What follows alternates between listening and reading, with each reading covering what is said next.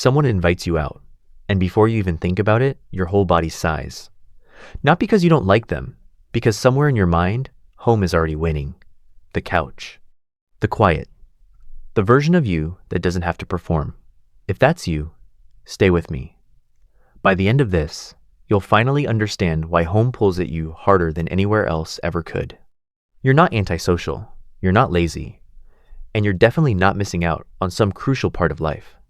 There's a specific psychological reason home feels like the only place you can fully exhale, and once you understand it, the guilt starts to disappear.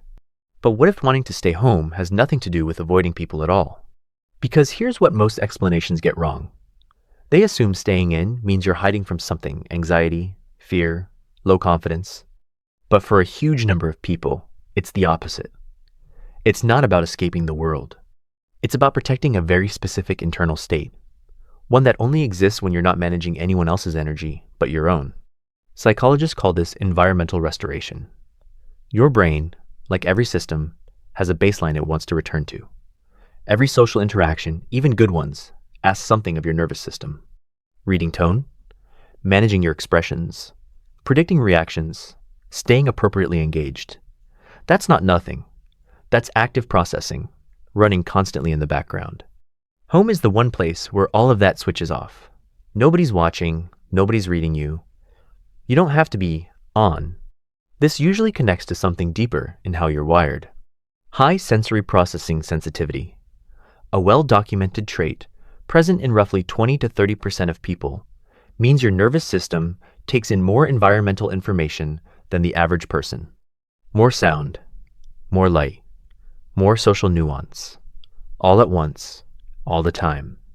In public spaces, that's a constant stream of input your brain has to filter. At home, the input drops dramatically, and your brain, the threat center, or amygdala, included, finally gets to stand down. But here's where it gets interesting. Because staying home isn't just about avoiding overstimulation. It's about access to something specific. Home is usually the only environment fully shaped by you. Your objects, your lighting, your temperature, your silence, on your terms.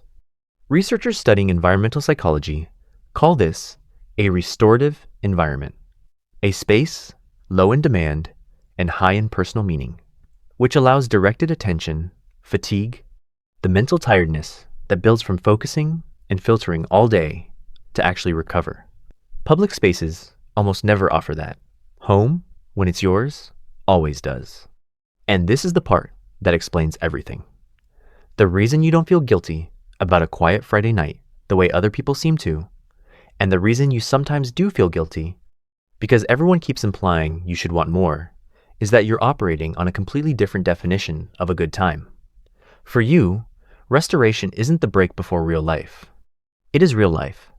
The version of you that shows up rested, present, and genuinely engaged with people you care about. That version only exists because home gave your nervous system somewhere to land first. If you're nodding right now, this next part is for you.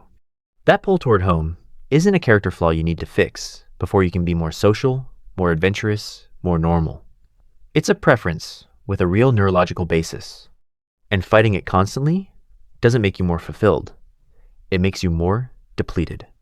Here's the truth nobody tells homebodies.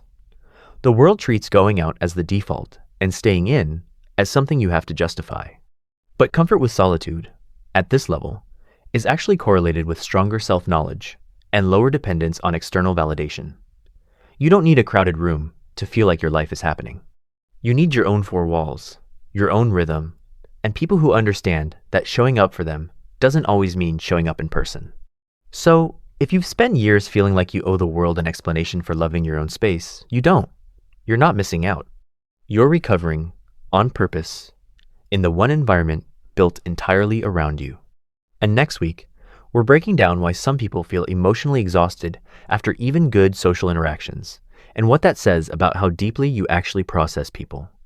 You won't want to miss that one.